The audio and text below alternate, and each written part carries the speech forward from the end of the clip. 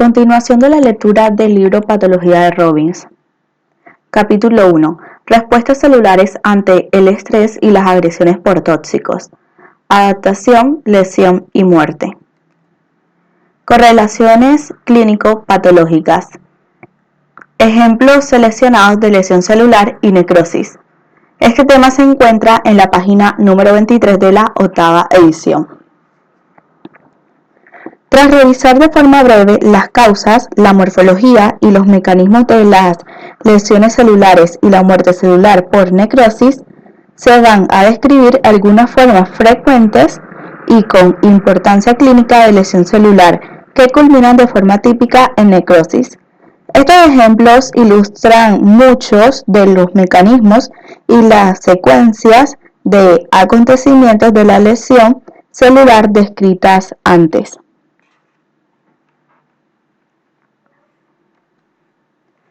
Lesión isquémica e hipoxia. Se trata del tipo más frecuente de lesión celular en medicina clínica y se ha estudiado mucho en las personas, los animales experimentales y los sistemas de cultivo. La hipoxia es una reducción de la disponibilidad de oxígeno. Se puede producir en diversas situaciones clínicas, como se ha descrito antes. Por otro lado, en la isquemia, el aporte de oxígeno y nutrientes se reduce sobre todo porque disminuye el flujo de sangre como consecuencia de la obstrucción mecánica en el sistema arterial. También se puede deber a una reducción del drenaje venoso. A diferencia de lo que sucede en la hipoxia, durante la cual se puede mantener la producción de energía mediante glucólisis anaerobia, en la isquemia se afecta el aporte de sustratos para la glucólisis. Por tanto, en los tejidos isquémicos no solo queda comprometido el metabolismo aerobio, sino que también la producción anaerobia de energía se interrumpe cuando se agotan los sustratos para la glucólisis o cuando ésta se inhibe por la acumulación de metabolitos que deberían haberse eliminado por el flujo sanguíneo. Por este motivo, la isquemia suele provocar lesiones celulares y tisulares más rápidas y graves que la hipoxia no asociada a isquemia. Mecanismos de las lesiones celulares por isquemia. La secuencia de acontecimientos tras la hipoxia o la isquemia refleja muchas de las alteraciones bioquímicas descritas antes para la lesión celular. Cuando se reduce la tensión de oxígeno dentro de la célula, se pierde la fosforilación oxidativa y disminuye la producción de ATP. Este agotamiento de ATP condiciona un fallo de la bomba de sodio con pérdida del potasio, entrada de sodio y agua y edema celular. También se produce entrada de calcio, que se asocia a muchos efectos perniciosos. Se produce una pérdida progresiva de glucógeno y disminuye la síntesis de proteína. Las consecuencias funcionales en esta fase pueden ser graves. Por ejemplo, el músculo cardíaco deja de contraerse a los 60 segundos de la oclusión de la coronaria. Sin embargo, debe recordar que esta pérdida de la contractilidad no implica la muerte celular. Si persiste la hipoxia, el agotamiento progresivo del ATP produce un deterioro mayor. El citoesqueleto se dispersa y esto condiciona una pérdida de algunas características ultraestructurales, como las microvellosidades y la formación de bullas en la superficie celular. Las figuras de mielina, generadas por las membranas celulares en degeneración, se identifican dentro del citoplasma o a nivel extracelular. Se considera que se producen por el desenmascaramiento de los grupos fosfatados, lo que induce la captación e intercalado del agua entre las pilas laminares de las membranas. En este momento, las mitocondrias suelen estar edematosas por pérdida del control del volumen en estos orgánulos. El retículo endoplasmático sigue dilatado y toda la célula muestra un importante edema con aumento de las concentraciones de agua, sodio y cloruro y una reducción de la concentración de potasio. Si se recupera el oxígeno, todos estos trastornos serán reversibles.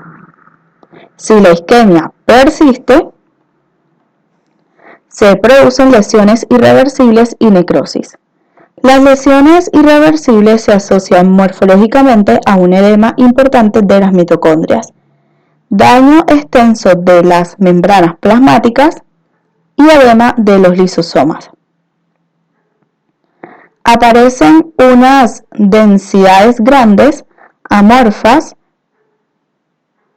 y floculentas en la matriz mitocondrial. En el miocardio, estas lesiones indican un daño irreversible y se pueden encontrar ya a los 30 a 40 minutos de isquemia. Se produce una entrada masiva de calcio a la célula, sobre todo cuando la zona de isquemia reperfunde. La muerte se produce sobre todo por necrosis, aunque también participa la apoptosis. La vía apoptósica posiblemente se active de la liberación de moléculas pro-apoptosis por las mitocondrias permeables. Los componentes celulares se van degradando de forma progresiva y se produce una salida generalizada de las enzimas celulares hacia el espacio extracelular, con entrada de macromoléculas extracelulares desde el espacio intersticial a las células moribundas. Por último, las células muertas se sustituyen por grandes masas de fosfolípidos en forma de figuras de mielina. Estas son fagocitadas por los leucocitos o degradadas a ácidos grasos. La calcificación de estos residuos de ácidos grasos puede producirse y originar jabones cálcicos.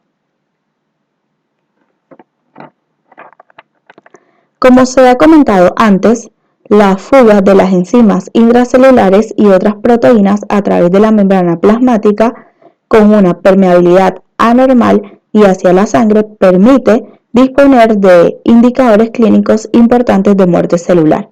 Por ejemplo, el aumento de las concentraciones séricas de creatina sinasa cardíaca, MB, y de troponina son signos precoces de infarto de miocardio y se detectan antes de que el infarto se asocie a manifestaciones morfológicas. Las células de los mamíferos han desarrollado respuestas de protección frente al estrés por la hipoxia. Las mejores definidas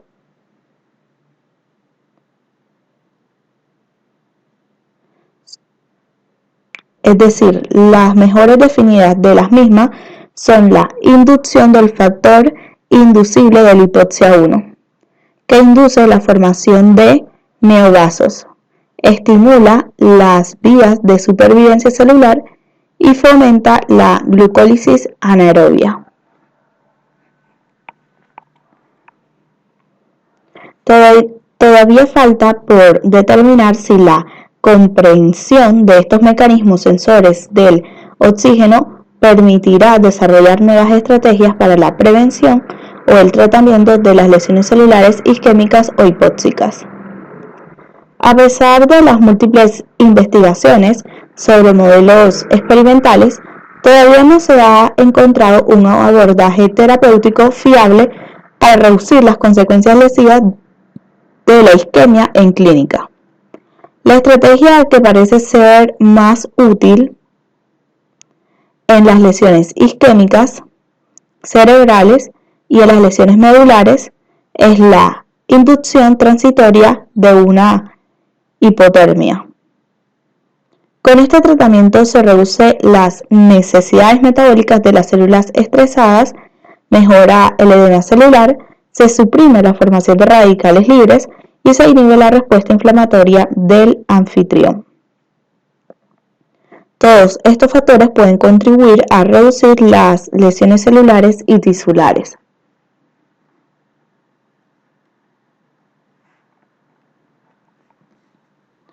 Lesión por isquemia-reperfusión.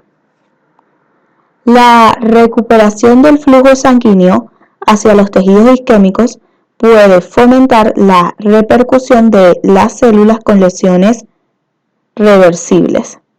Sin embargo, en determinadas circunstancias, cuando se recupera el flujo hacia células que han tenido una isquemia, pero no han muerto, se produce una exacerbación paradójica de la lesión y evoluciona de forma acelerada. En consecuencia, los tejidos reperfundidos pueden sufrir una pérdida adicional de células, además de las que sufrieron lesiones irreversibles al final de la isquemia. Este fenómeno, que se llama lesión por isquemia-reperfusión, es importante a nivel clínico porque contribuye a las lesiones tisulares durante los infartos de miocardio y cerebrales y tras los tratamientos orientados a recuperar el flujo sanguíneo. ¿Cómo se producen las lesiones por reperfusión? La respuesta más probable es que se activan nuevos procesos lesivos durante la reperfusión, que provocan la muerte de células que se podrían haber recuperado. Se han propuesto varios mecanismos.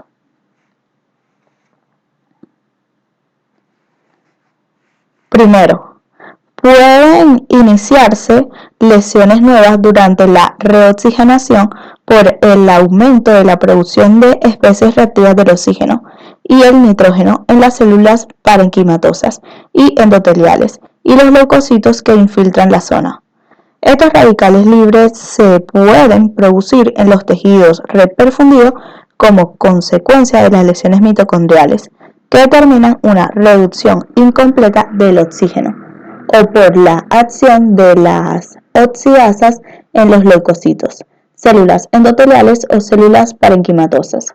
Los mecanismos de defensa antioxidantes de las células se pueden ver comprometidos en la isquemia, lo que favorece la acumulación de los radicales libres. Otros mediadores de las lesiones celulares, como el calcio, pueden entrar también a las células reperfundidas y causar daños en los diversos orgánulos, incluidas las mitocondrias, aumentando la producción de radicales libres.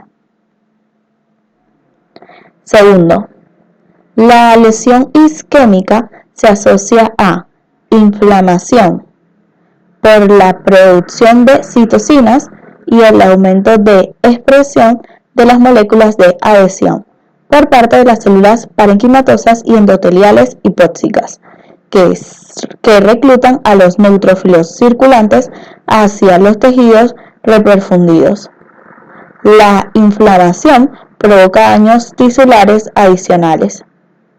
La importancia de la llegada de los neutrófilos en las lesiones por reperfusión se ha demostrado de forma experimental mediante la capacidad de las intervenciones antiinflamatorias, como el tratamiento con anticuerpos inhibidores de la citocina o las moléculas de adhesión, de reducir la magnitud de las lesiones.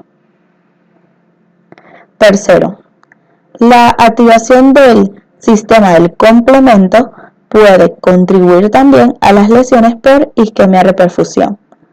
El sistema del complemento participa en las defensas del anfitrión y es un importante mecanismo en las lesiones inmunitarias.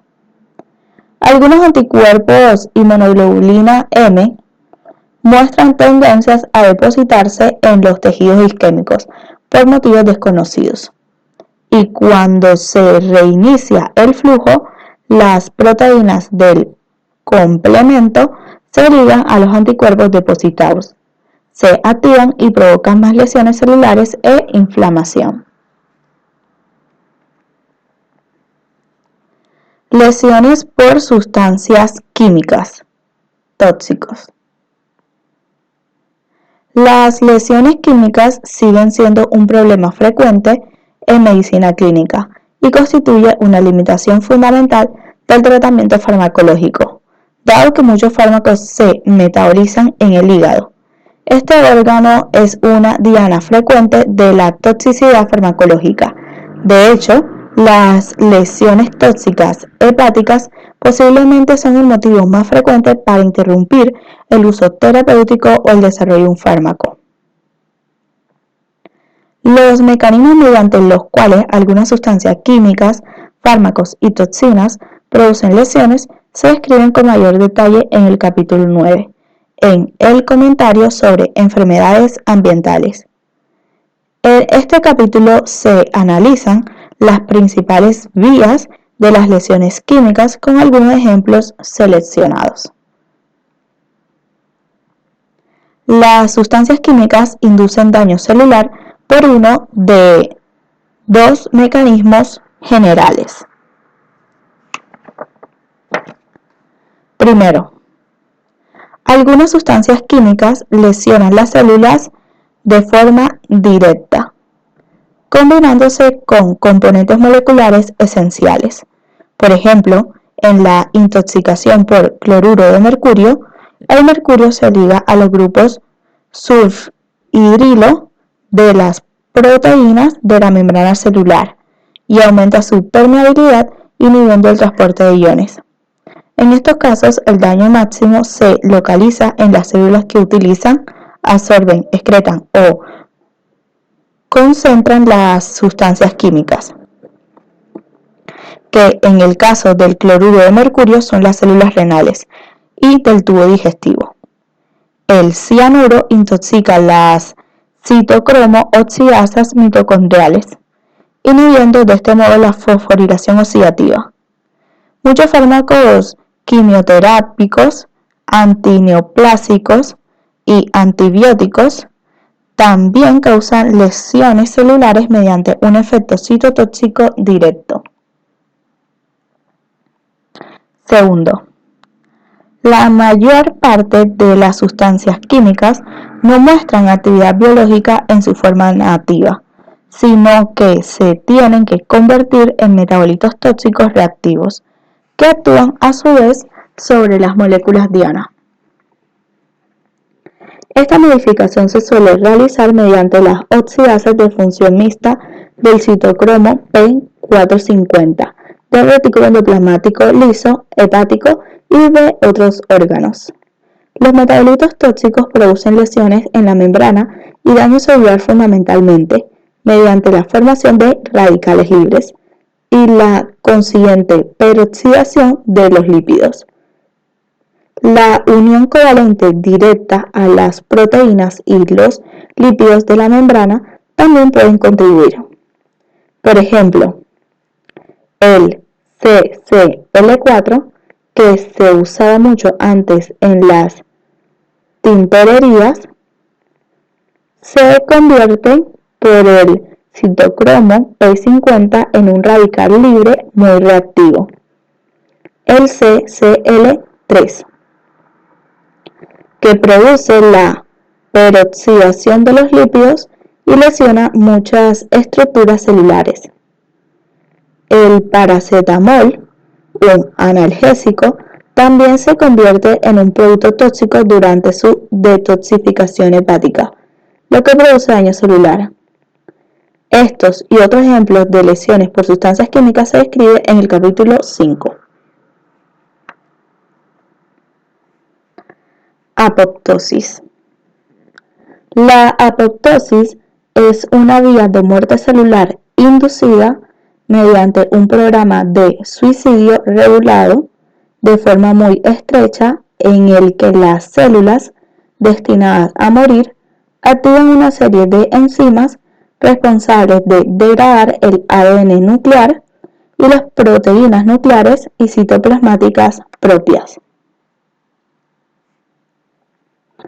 Las células apoptósicas se rompen en fragmentos, llamados cuerpos apoptósicos, que contienen parte del citoplasma y el núcleo. La membrana plasmática de las células y los cuerpos apoptósicos queda intacta, pero su estructura sufre alteraciones tales que se convierte en una diana apetecible para los fagocitos. Las células muertas y sus fragmentos son devorados con rapidez antes de que su contenido se salga, y por eso la muerte por este mecanismo no induce una reacción inflamatoria en el anfitrión. Este proceso fue descrito en 1972 por el aspecto morfológico característico de los fragmentos rodeados de membrana procedentes de las células, y se llamó así por el término griego que alude a la degeneración. Pronto se observó que la apoptosis era un mecanismo especial de muerte celular, distinto a la necrosis, que se caracteriza por la pérdida de la integridad de la membrana, la digestión enzimática de las células, la salida del contenido celular y, con frecuencia, la reacción por parte del anfitrión. Sin embargo, la apoptosis y la necrosis pueden coexistir en algunos casos, y la apoptosis inducida por algunos estímulos patológicos puede evolucionar a necrosis. Causas de la apoptosis. La apoptosis suele producirse durante el desarrollo y toda la edad adulta y permite eliminar las células no deseadas, envejecidas o potentemente dañadas. Se trata de un acontecimiento patológico cuando las células enfermas sufren lesiones no susceptibles de ser reparadas y se eliminan. Apoptosis en situaciones fisiológicas. La muerte por apoptosis es un fenómeno normal que permite eliminar las células que ya no se necesitan y mantener un número estable de diversas poblaciones en los tejidos. Es importante en las siguientes situaciones fisiológicas. Primero, la destrucción celular programada durante la embriogenia, que incluye la implantación, organogenia, involución durante el desarrollo y metamorfosis. El término de muerte celular programada se acuñó de forma inicial para aludir a la muerte de unos tipos específicos de células en momentos definidos durante el desarrollo de un organismo. La apoptosis es un término genérico para este patrón de muerte celular, sea cual sea su contexto, pero con frecuencia se emplea como sinónimo de muerte celular programada. Segundo, la involución de tejidos dependientes de hormonas, cuando se produce una falta de las mismas, como la degradación de las células endometriales durante el ciclo menstrual, la atresia de las células foliculares ováricas en la menopausia, la regresión de la mama lactante tras el destete o la atrofia prostática tras la castración. Tercero, la pérdida celular en poblaciones celulares en proliferación, como los linfocitos inmaduros que no expresan receptores antigénicos útiles en la médula ósea y el timo. Los linfocitos B de los centros germinales y las células epiteliales de las criptas intestinales, como para mantener un número constante. Cuarto, la eliminación de linfocitos autorreactivos potencialmente lesivos, bien antes o después de que completen su maduración para prevenir las reacciones frente a los tejidos propios.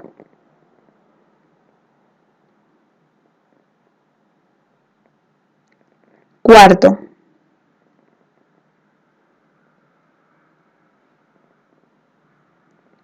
la muerte de células del anfitrión que han cumplido su misión, como los neutrófilos en la respuesta inflamatoria aguda y los linfocitos al final de la respuesta inmunitaria. En estas situaciones, las células experimentan apoptosis porque quedan privadas de sus señales de supervivencia necesarias, como los factores de crecimiento.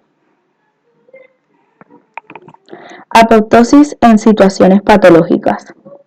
La apoptosis elimina las células dañadas sin posibilidades de reparación, sin inducir una reacción en el anfitrión, con el fin de limitar los daños colaterales en los tejidos. La muerte por apoptosis es responsable de la pérdida de las células en distintos estados patológicos.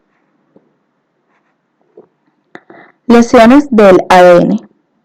La radiación, los fármacos antineoplásicos, citotóxicos y la hipoxia pueden causar lesiones en el ADN, bien de forma directa o mediante la producción de radicales libres. Cuando los mecanismos de reparación no consiguen resolver la lesión, la célula activa unos mecanismos intrínsecos para inducir la apoptosis. En estas situaciones parece que la eliminación de la célula es una alternativa mejor que arriesgarse a las mutaciones del ADN lesionado, que pueden culminar en una transformación maligna. Estos estímulos lesivos pueden provocar apoptosis cuando el daño es leve, pero dosis más altas del mismo estímulo pueden causar la muerte celular mediante necrosis. Acumulación de proteínas mal plegadas. Las proteínas mal plegadas aparecen por mutaciones en los genes que las codifican o por factores extrínsecos como las lesiones causadas por los radicales libres. La acumulación excesiva de estas proteínas en el retículo endoplasmático determina una situación llamada estrés del retículo endoplasmático, que culmina en la muerte celular por apoptosis.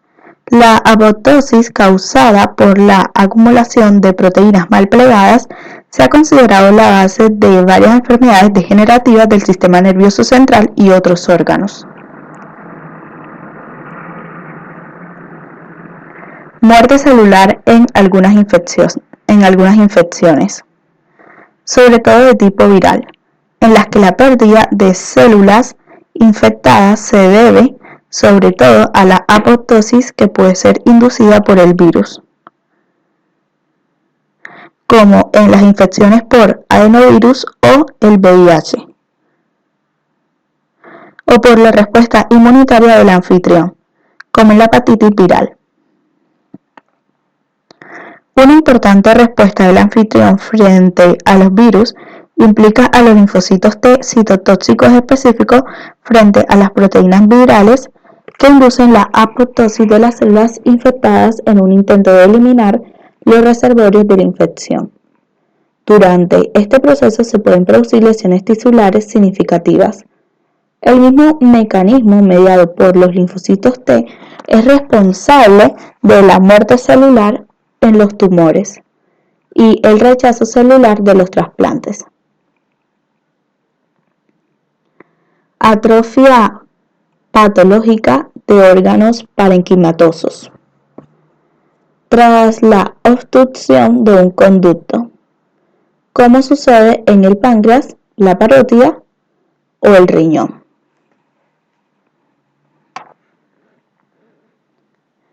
Cambios morfológicos y bioquímicos en la apoptosis. Antes de comentar los mecanismos de la apoptosis, se describen las características morfológicas y bioquímicas de este proceso. Morfología. Las células que sufren apoptosis se caracterizan por los siguientes rasgos morfológicos, algunos de los cuales se reconocen mejor con microscopio electrónico. Retracción celular. La célula tiene un tamaño menor. El citoplasma es denso y los orgánulos, aunque son relativamente normales, se disponen de una forma más densa. Condensación de la cromatina. Se trata de la característica más típica de la apoptosis. La cromatina se agrega en la periferia, por debajo de la membrana nuclear, en masas densas de diversas formas y tamaños. El propio núcleo se puede romper y generar dos o más fragmentos. Formación de bullas citoplasmáticas y cuerpos apoptósicos. La célula apoptósica muestra en primer lugar una amplia formación de ampollas en la superficie, que posteriormente se fragmentan en cuerpos apoptósicos rodeados de membrana constituidos por citoplasma y orgánulos densamente agregados asociados o no fragmentados nucleares.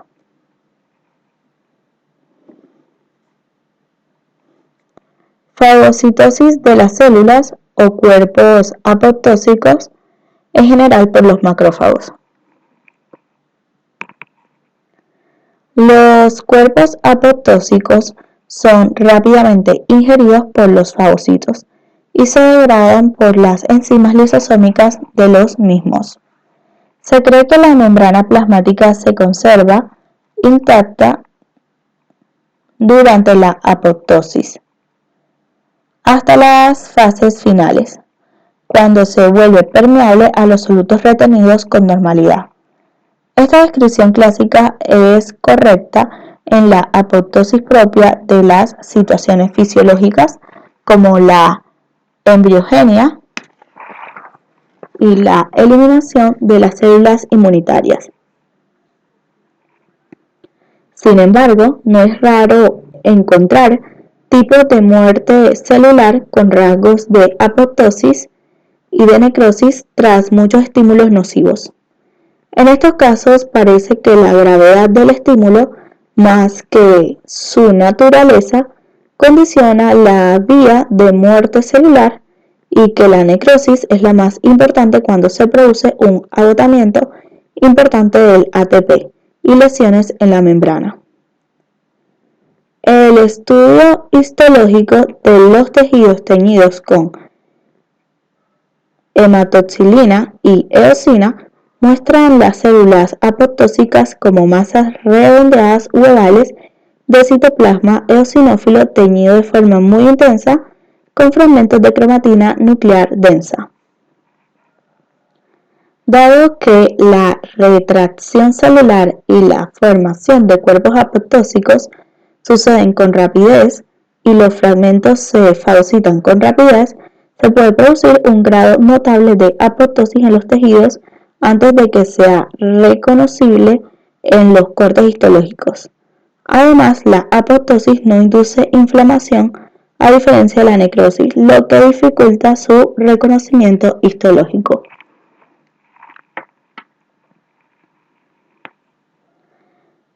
Características bioquímicas de la apoptosis. Página 27.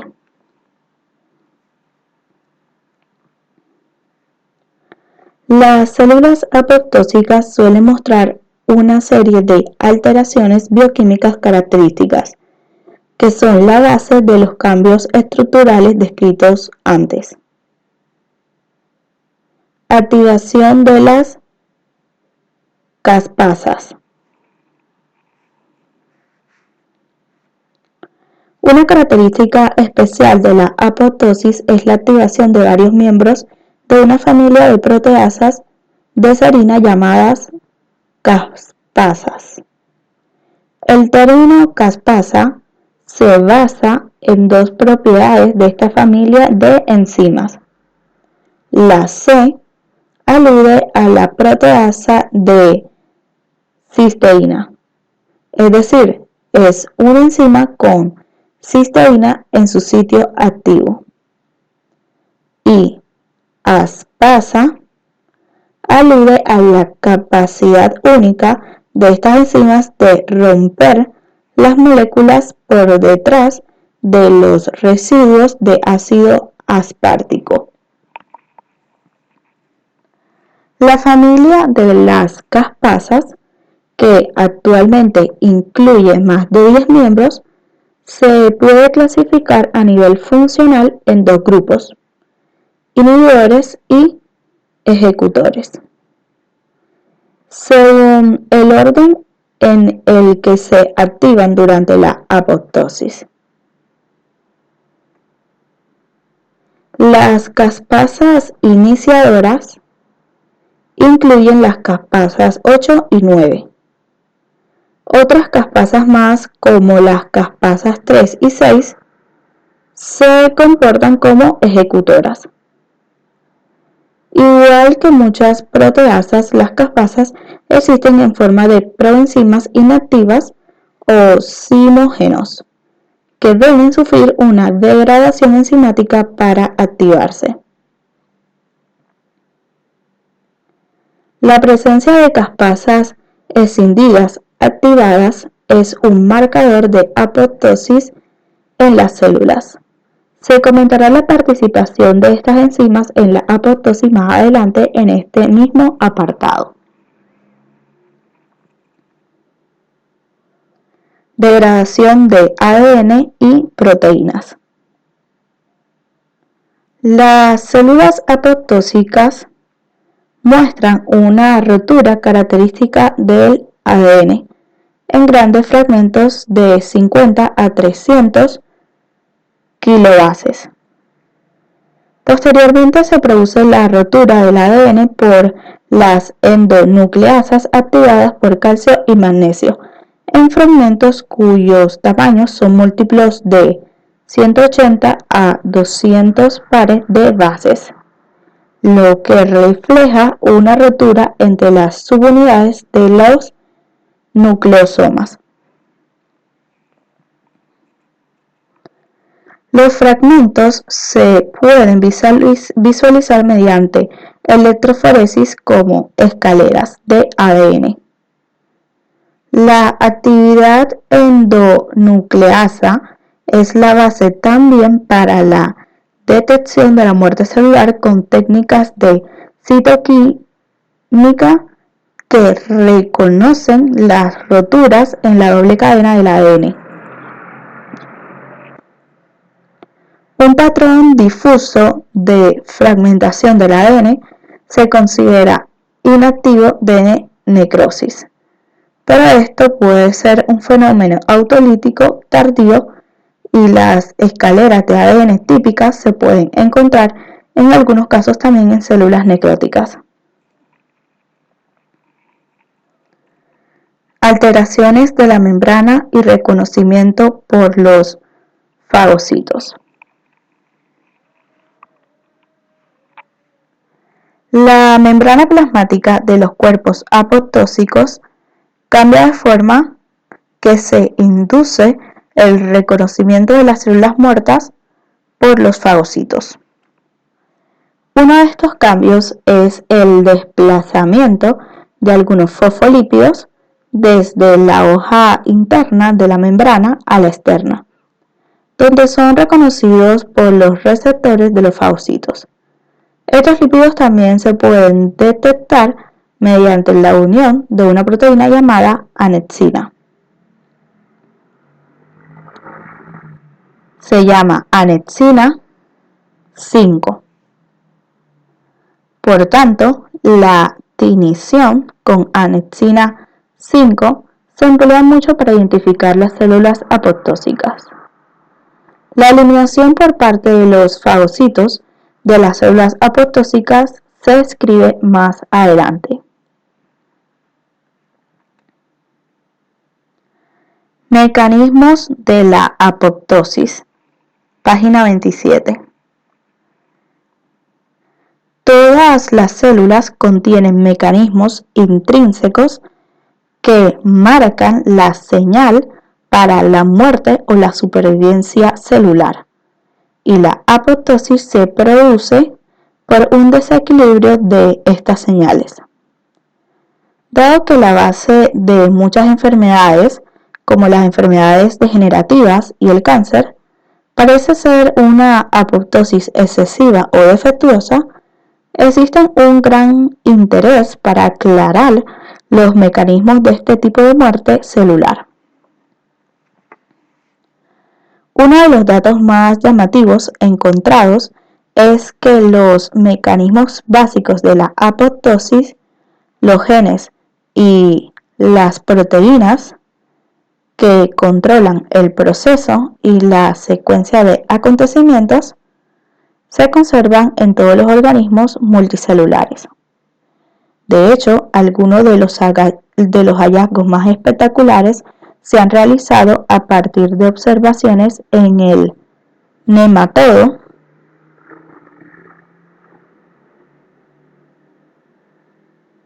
Caenorhabditis elegans, cuyo desarrollo sigue un patrón de crecimiento celular seguido de muerte celular muy reproducible y programado. Los estudios de gusanos mutantes han permitido identificar genes específicos que inician o inhiben la apoptosis y para los cuales se han descrito homólogos en mamíferos. El proceso de la apoptosis se puede dividir en una fase de iniciación, durante la cual algunas caspasas se vuelven activas a nivel catalítico, y otra fase de ejecución, durante la cual otras caspasas ponen en marcha la degradación de componentes celulares esenciales. La iniciación de la apoptosis tiene lugar gracias a señales procedentes de dos vías fundamentales: la vía intrínseca o mitocondrial y la vía extrínseca o iniciada por receptor. Estas vías son inducidas por distintos estímulos y en ellas participan distintos grupos de proteínas. Aunque existe cierta comunicación entre ellas, ambas vías convergen en la activación de las caspasas, que son los mediadores reales de la muerte celular. La vía intrínseca de la apoptosis. Página 28. La vía mitocondrial, es decir, la vía intrínseca, es el principal mecanismo de la apoptosis en todas las células de los mamíferos, y su papel en diversos procesos fisiológicos y patológicos está bien establecido. Esta vía de la apoptosis es consecuencia del aumento de la permeabilidad mitocondrial con liberación de moléculas proapoptósicas, inductores de muerte, en el citoplasma.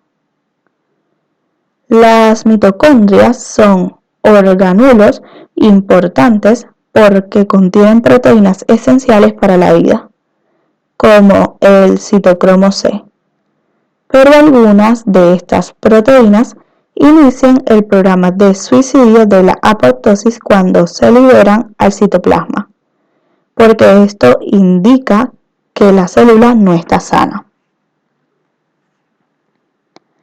La liberación de proteínas mitocondriales se controla mediante un equilibrio finamente regulado entre los miembros pro y anti-apoptósicos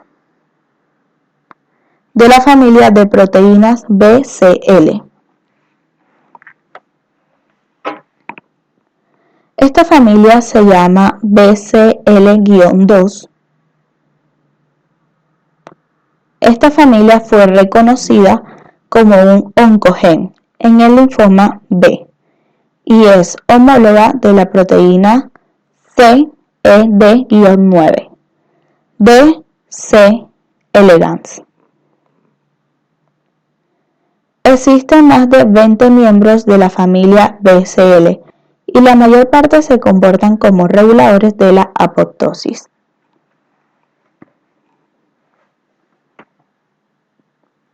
Los factores de crecimiento y otras señales de supervivencia estimulan la producción de proteínas antiapoptósicas, entre las cuales destacan por su importancia BCL-2, BCL-X y MCL-1. Estas proteínas residen normalmente en el citoplasma y en las membranas mitocondriales, donde regulan la permeabilidad de las mitocondrias e impiden la fuga de proteínas mitocondriales capaces de activar la muerte celular.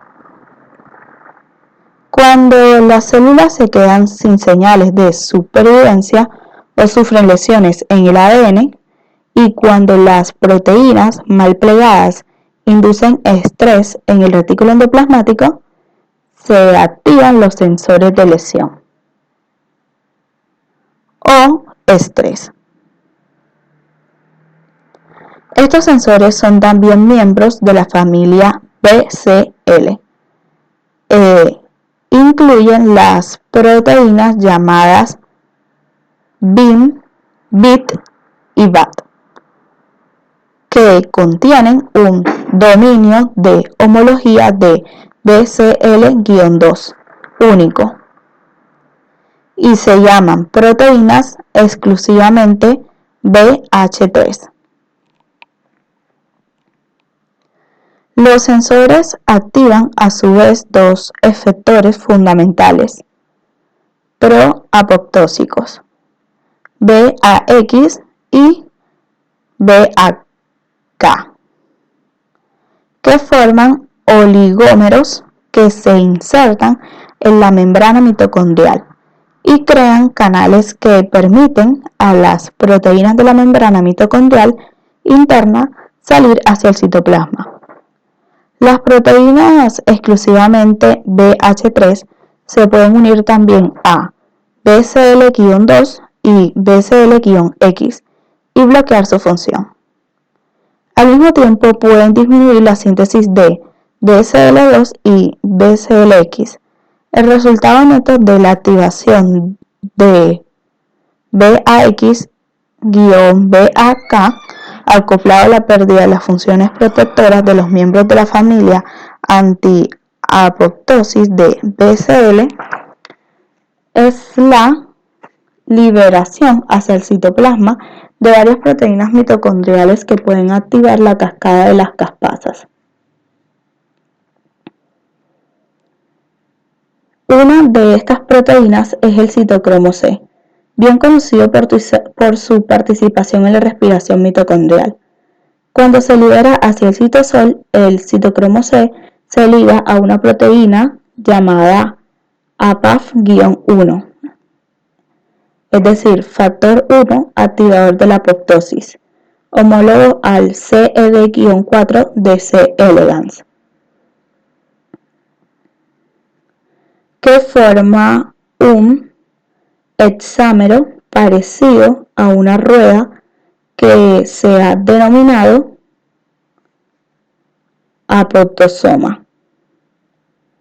Este complejo se puede ligar a la caspasa 9, la caspasa iniciadora clave de la vía mitocondrial, y la enzima separa las moléculas de caspasa 9 adyacentes, de forma que pone en marcha un proceso de autoamplificación.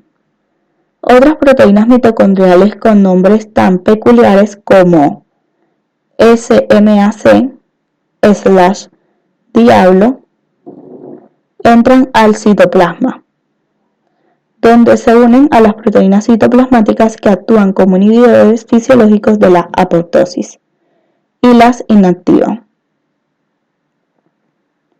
La función normal de las IAP, es decir, los inhibidores fisiológicos de la apoptosis, es bloquear la activación de las caspasas, incluidas las ejecutoras, como las caspasas 3, es decir, la caspasa 3, para mantener viva a la célula. Por tanto, la neutralización de esas IAP, es decir, inhibidores fisiológicos de la apoptosis, permite que se inicie la cascada de las caspasas. Existen algunas pruebas de que la vía intrínseca de las caspasas se puede activar sin intervención de las mitocondrias. La apoptosis se puede iniciar mediante la activación de las caspasas próximamente a las mitocondrias y el consiguiente aumento de la permeabilidad mitocondrial con liberación de moléculas proapoptósicas. Serviría para amplificar la señal de muerte. Sin embargo, los mecanismos de la apoptosis, que tiene un inicio independiente de la mitocondria, no se conocen bien. La vía extrínseca de la apoptosis, o la vía extrínseca iniciada por los receptores de muerte de la apoptosis. Página 29. Esta vía se inicia por la unión de receptores de muerte en la membrana plasmática de diversas células. Los receptores de muerte son miembros de la familia de receptores de TNF que contienen un dominio citoplasmático implicado en las interacciones entre las proteínas y que se denomina dominio de muerte, porque es esencial para la transmisión de señales apoptósicas.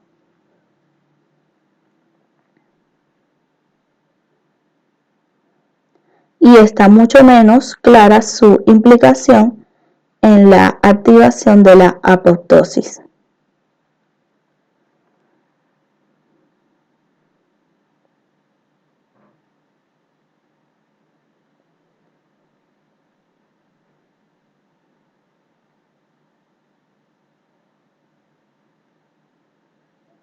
Es decir, como mencioné anteriormente, los receptores de muerte son miembros de la familia de receptores del TNF que contienen un dominio citoplasmático implicado en las interacciones entre las proteínas y que se denomina dominio de muerte, porque es esencial para la transmisión de señales apoptósicas.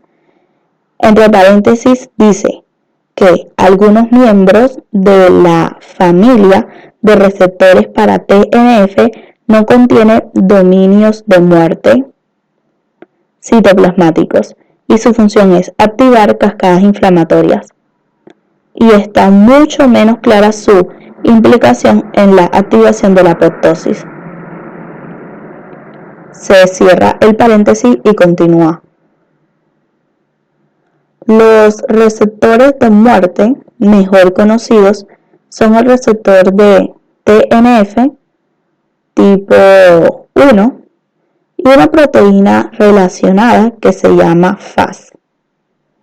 Aunque se han descrito varios más, el mecanismo de la apoptosis inducida por estos receptores de muerte queda bien ilustrado por Fas, un receptor de muerte expresado en muchos tipos celulares. El ligando para Fas se llama Fas ligando. El Fas ligando se expresa en los linfocitos T, que reconocen autoantígenos y sirve para eliminar los linfocitos autorreactivos y también algunos linfocitos T citotóxicos que destruyen las células infectadas por virus y tumorales.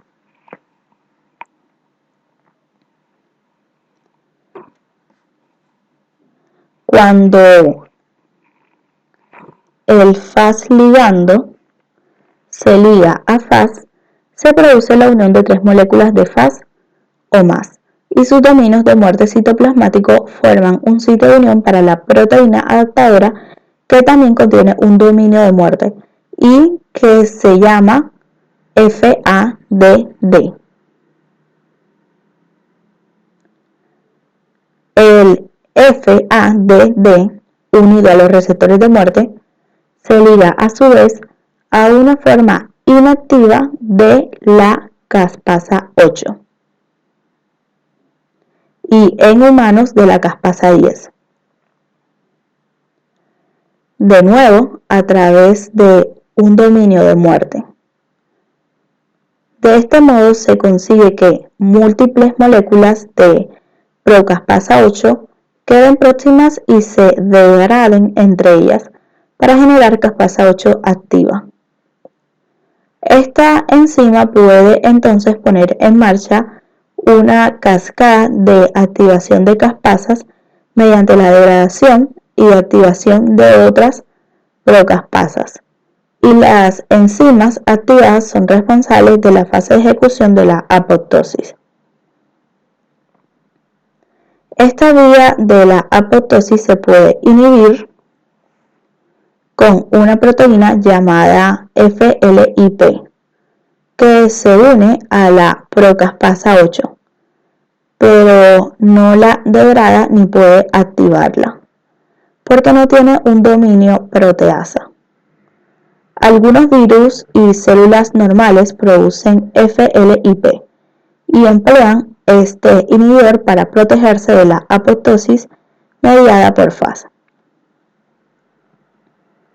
Hemos descrito las vías extrínsecas e intrínsecas del inicio de la apoptosis por separado, porque en su inicio participan moléculas distintas, pero puede existir interconexión entre ellas. Por ejemplo, en los hepatocitos y otros tipos de células, la transmisión de señales por Fas activa una proteína de tipo exclusivamente BH3, que se llama BIT, que a su vez activa la vía mitocondrial.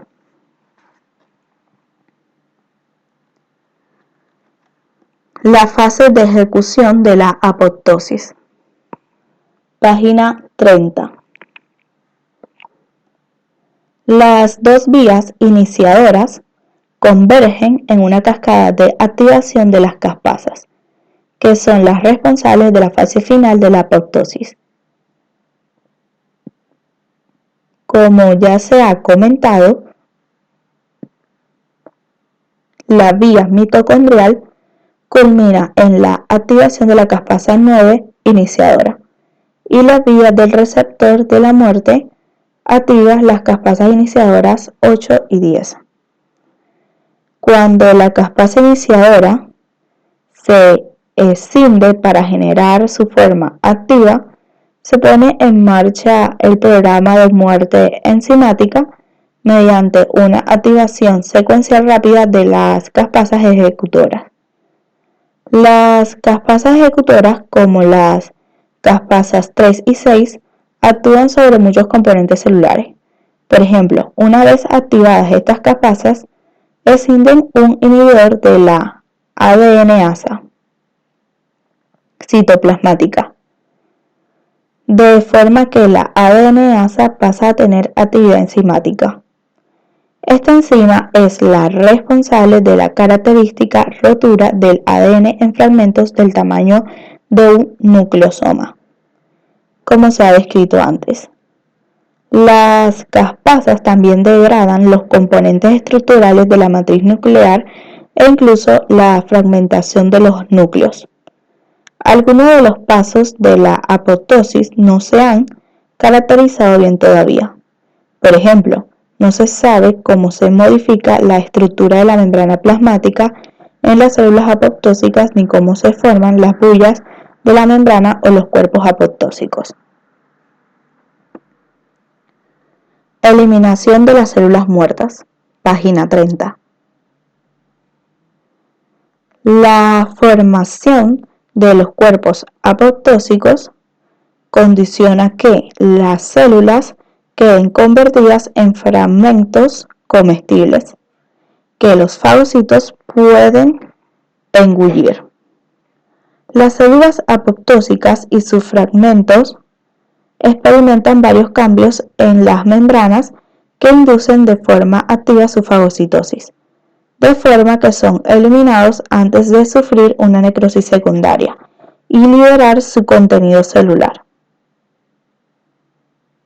lo que podría determinar inflamación dañina. En las células sanas existe fosfatidilcerina en la membrana interna de la membrana plasmática, pero en las células apoptósicas este fosfolípido se evierte y se expresa en la capa externa de la membrana, donde se reconoce por varios receptores de los macrófagos. Las células que están muriendo en apoptosis secretan factores solubles que atraen a los fagocitos. Algunos cuerpos apoptósicos expresan trombospondina, una glucoproteína adhesiva que se reconoce por los fagocitos, y los propios macrófagos pueden producir proteínas que se ligan a las células apoptósicas, pero no a las células vivas, y esto marca a las células muertas para ser engullidas. Los cuerpos apoptósicos también se pueden rodear de anticuerpos naturales y proteínas del sistema del complemento, especialmente CLQ, que son reconocidos por los fagocitos. Por tanto, numerosos receptores de los fagocitos y ligandos inducidos en las células apoptósicas participan en la unión y dilución de estas células. El proceso de fagocitosis de estas células apoptósicas es tan eficiente que las células muertas desaparecen, con frecuencia en minutos, sin dejar rastro, y no existe inflamación, aunque la apoptosis sea extensa.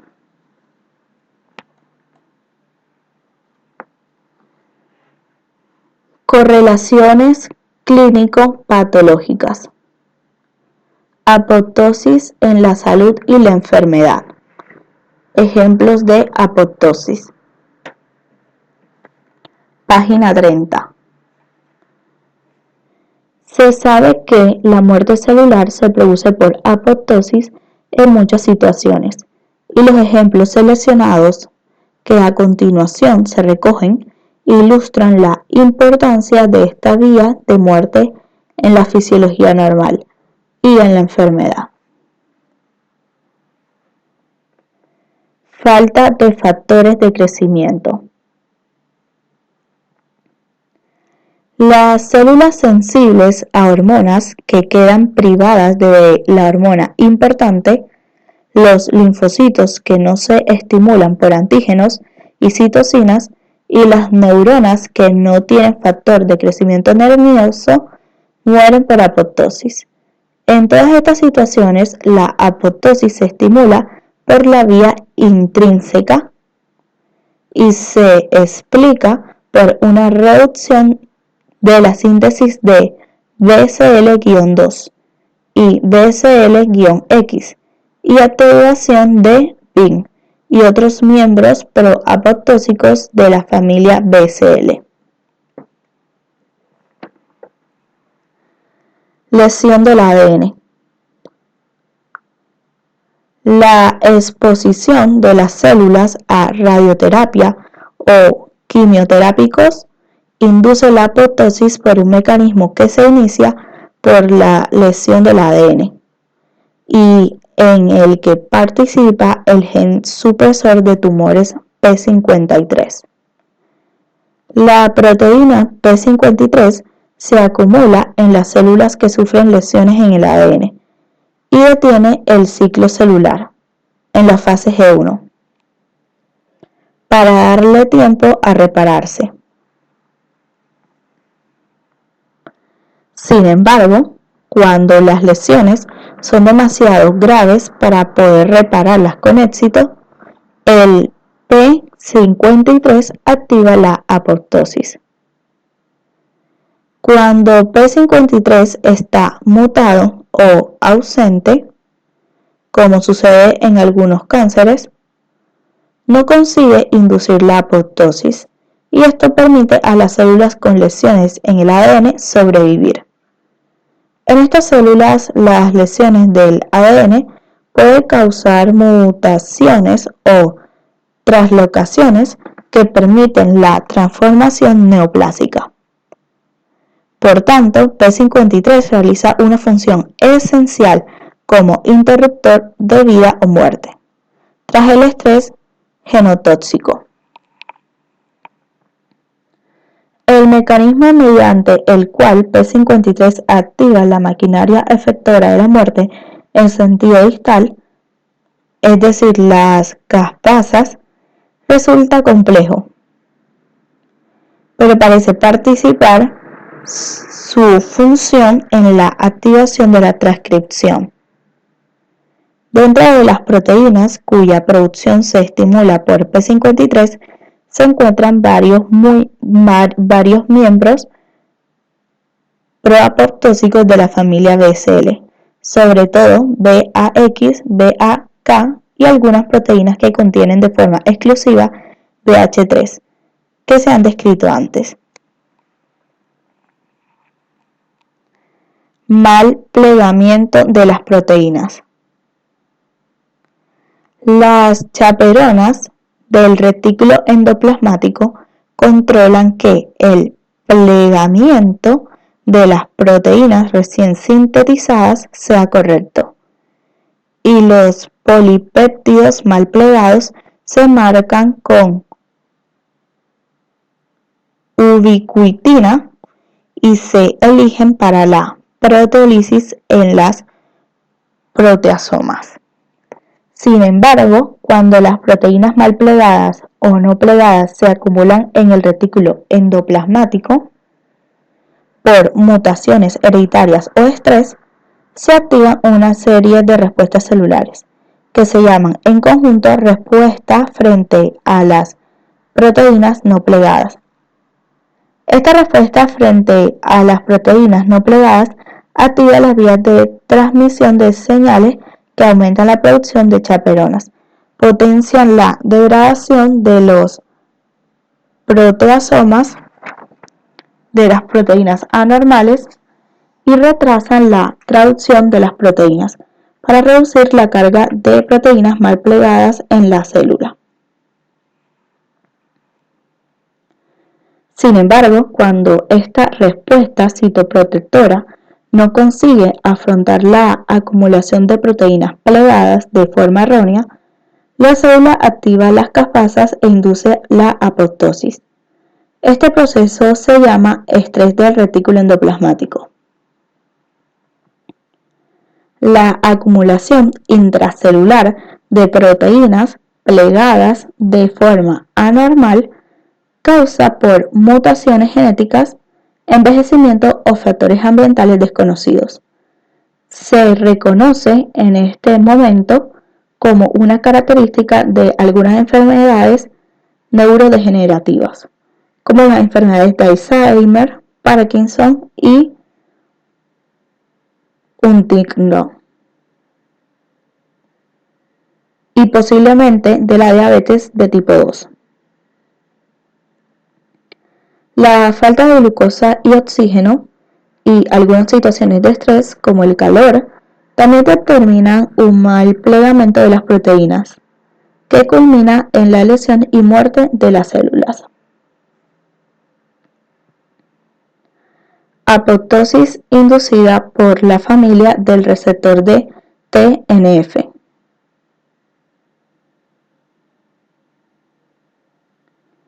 El FASL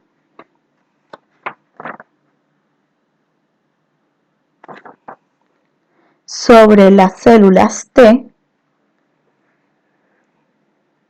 se une al FAS de los mismos linfocitos o de los vecinos. Esta interacción desempeña un papel en la eliminación de los linfocitos que reconocen los autoantígenos y las mutaciones que afectan al FAS o a FASL se asocian a enfermedades autoinmunitarias en personas y ratones. La citosina TNF es un mediador importante en la reacción inflamatoria, pero también puede inducir la apoptosis. El nombre factor de necrosis tumoral se planteó no porque la citosina destruya de forma directa a las células, sino porque induce la trombosis de los vasos sanguíneos tumorales y determina la muerte por isquemia del tumor. La muerte mediada por TNF se muestra con facilidad en cultivos celulares, pero se desconoce su significado patológico o fisiológico in vivo. De hecho, las principales funciones fisiológicas de TNF no vienen mediadas por la inducción de la apoptosis, sino por la activación del importante factor de transcripción NF-κB,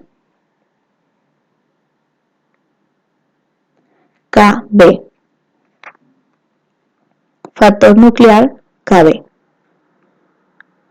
que favorece la supervivencia celular al estimular la síntesis de los miembros antiapoptósicos de la familia BCL-2 y, como se comenta en el capítulo 2, activa una serie de respuestas inflamatorias. Dado que TNF puede inducir la muerte celular y al tiempo promocionar la supervivencia celular, ¿qué determina si su acción es yin o yang? La respuesta no está clara, pero posiblemente depende de qué proteínas transmisoras de señales se ligan al receptor TNF tras la unión de la citosina.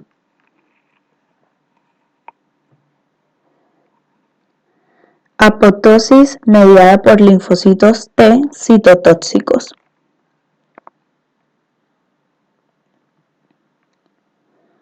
Los linfocitos T citotóxicos reconocen antígenos extraños presentados sobre la superficie de las células del anfitrión infectadas. Cuando se activan estos linfocitos T citotóxicos,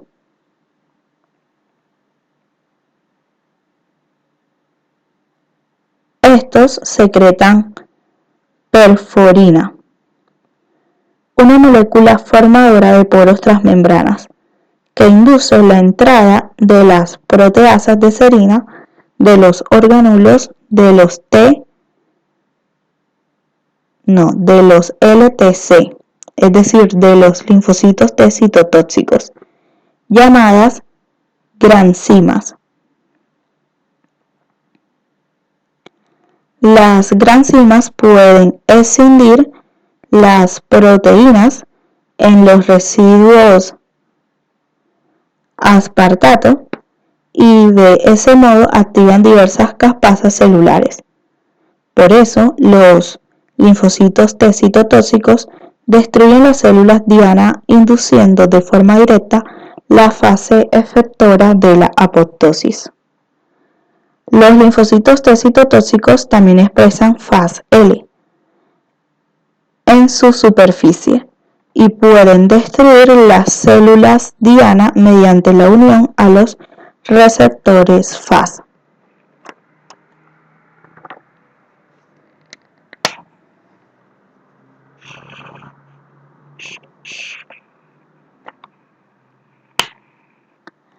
Trastornos asociados a una desregulación de la apoptosis. Página 32.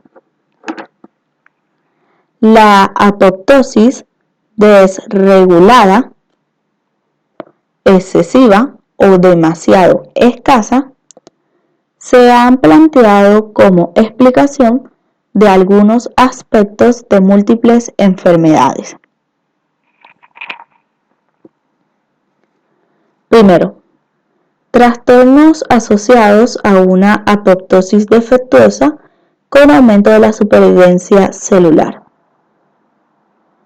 Una frecuencia de apoptosis inadecuadamente baja puede permitir que sobrevivan células anormales, lo que se asocia a diversas consecuencias. Por ejemplo, si las células portadoras de mutaciones de P53 se someten a lesiones en el ADN, estas células no solo no mueren, sino que además son susceptibles de que se acumulen las mutaciones porque la reparación del ADN es defectuosa y estas alteraciones pueden ser origen de un cáncer. La importancia de la apoptosis en la prevención del cáncer se pone de manifiesto en que la mutación de P53 es la alteración genética más frecuente presente en los cánceres humanos.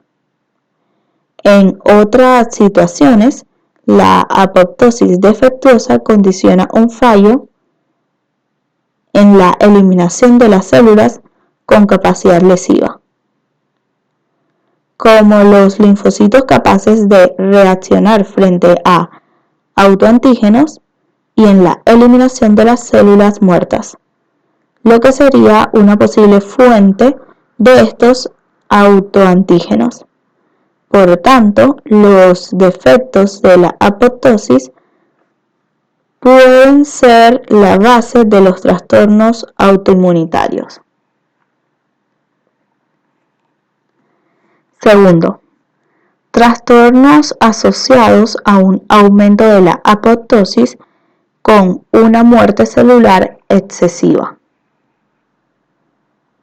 Estas enfermedades se caracterizan por la pérdida de células e incluyen enfermedades neurodegenerativas que se traducen en pérdida de conjuntos específicos de neuronas, en las que la apoptosis se produce por mutaciones y proteínas plegadas de forma errónea.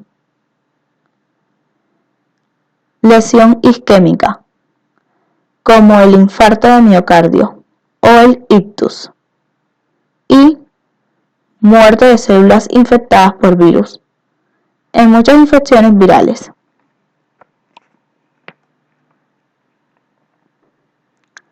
Autofagia, página 32. La autofagia es un proceso mediante el cual la célula se come su propio contenido. Se trata de un mecanismo de supervivencia en tiempos de falta de nutrientes, cuando las células en ayuno sobreviven a través del canibalismo de ellas mismas y el reciclado del contenido digerido. En este proceso se produce, en primer lugar, un secuestro de los orgánulos intracelulares y partes del citosol desde el citoplasma en una vacuola autofágica, que posteriormente se fusiona con los lisosomas para generar un autofagolisosoma. Y los componentes celulares se digieren por las enzimas lisosómicas. El interés por la autofagia se ha fomentado porque está regulada por un conjunto definido de genes de la autofagia en los organismos unicelulares y las células de los mamíferos.